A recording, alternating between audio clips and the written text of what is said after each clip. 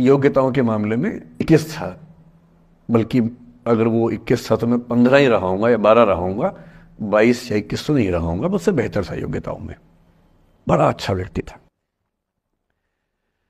Graduation के बाद मैंने एमए हिंदी साहित्य में एडमिशन लिया, जबकि बीए ऑनर्स हिस्ट्री में किया था मैंने। उसने तय किया कि वो कुछ और करेगा, प्रोफेशनल कोर्स करेगा, नौकरी करेगा, तो वो चला गया दिल्ली से। मैं दिल्ली में रहा। फिर मैं एमए के बाद तैयारी करने लगा यूपीएससी की। तब तक मैं यूजीसी जेआरएफ कर चुका था।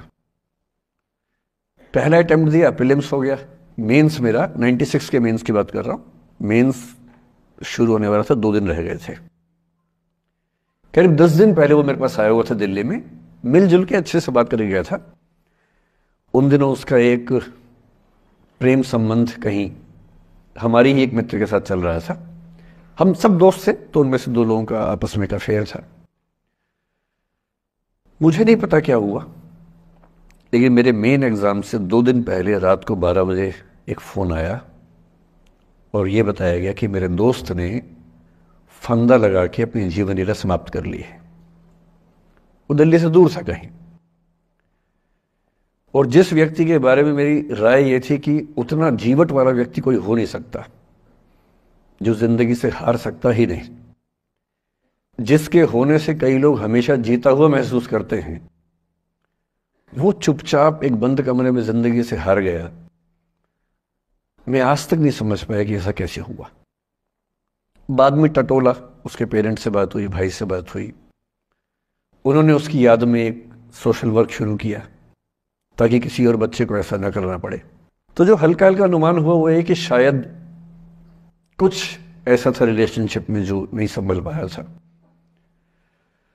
और रिश्ता टूट ना जाए इसका दबाव बहुत ज्यादा था, और वो दबाव झेल नहीं पाया। इस उम्र में ऐसा फेज आता है, कई बार आता है। ये एक कहानी है, हंसराज कॉलेज से ही जुड़ी है, इसलिए मैंने सोचा कि वहीं से बात शुरू करूं। नाम जैसा कि मैंने कहा मैं नहीं बताऊंगा, तो नाम बताने का मतलब भी नहीं। और वो जिसकी मैं कहानी सुना रहा हूं, आप लोगों के जन्म से पहले की बात है। आप तो सब 21वीं सदी वाले बच्चे होंगे ना, जेन ज़ी होंगे आप सब लोग, तो ये तो बहुत पुरानी बात है। एक दूसरी कहानी सुनाता हूं। मैं आपको 2-3 कहानियां सुनाऊंगा, फिर उन सबका सार निकाल लेंगे एक साथ हम लोग।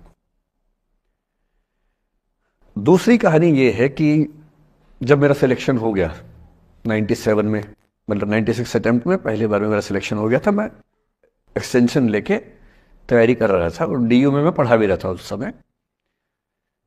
तब मैं शायद डीएवी कॉलेज में था या अग्रसेन, मैं 2 जगह पढ़ा है डीयू में, तो उनमें से किसी कॉलेज में पढ़ा रहा था उस समय में। तो उस समय एक लाइब्रेरी है कैंपस में ही, सेंट्रल रेफरेंस लाइब्रेरी, आप जानते होंगे, सीआरएल बोलते हैं, जो विवेकानंद जी की स्टैच्यू है उसके सामने ही वो लाइब्रेरी है। उस लाइब्रेरी में नीचे सब बैठ के पढ़ते हैं, और टॉप फ्लोर पे रिसर्च फ्लोर है जहां एमफिल पीएचडी वाले बच्चे पढ़ते हैं। मैं उस समय शायद पीएचडी कर रहा था या एमफिल खत्म हुई थी, वहीं बैठता था, पढ़ता था रोज। कई दोस्त पढ़ते थे हम लोग वहां। हम सुबह 8 बजे लाइब्रेरी खुलते ही वहां घुसते थे, रात को 1 बजे निकलते थे लाइब्रेरी बंद होने के समय। तो वहां एक छत थी, छत पे छोटी सी कैंटीन थी जहां हम लोग जब जब बोर होते थे दिन में 3-4 बार जाके चाय पीते थे। चाय पी ली, बिस्किट खा लिया, थोड़ी गप्पे मार ली, वो सब वहां करते थे। तो वहां मेरे बहुत सारे दोस्त थे, उनमें से कई लोग अब बहुत सीनियर सिविल सर्वेंट्स हैं, कुछ लोग प्रोफेसर हैं डीयू में। 2 बच्चे थे मुझसे जूनियर, 3-4 साल जूनियर थे, बड़े प्यारे बच्चे थे। मुझे उस समय तक पढ़ाई लिखाई का शौक अच्छा खासा हो गया था, तो वो रोज मेरे साथ बैठते थे केवल बात करने के लिए। किसी मुद्दे पर बहस करनी है तो बहस होती थी, समझते थे। फिर मुझे पता लगा कि वो दोनों रिलेशनशिप में हैं, रिश्ते में हैं। दोनों ने शादी भी कर ली। उनकी योजना डीयू में पढ़ाने की थी या सिविल सर्विस की भी थी, शायद पता नहीं। मेरा इंटरेक्शन बहुत ज़्यादा उसके बाद रहा नहीं उनसे, क्योंकि मैं सर्विस में चला गया था। इतने जिज्ञासु बच्चे थे दोनों, इतने जिज्ञासु कि उनसे मिलकर तबीयत खुश हो जाती थी, कि हर चीज जानने का मन करता था उनका, हर विषय पढ़ने का मन करता था। एकदम जीवन से भरे हुए बच्चे, आंखों में चमक ऐसे। फिर दोनों की शादी हुई तो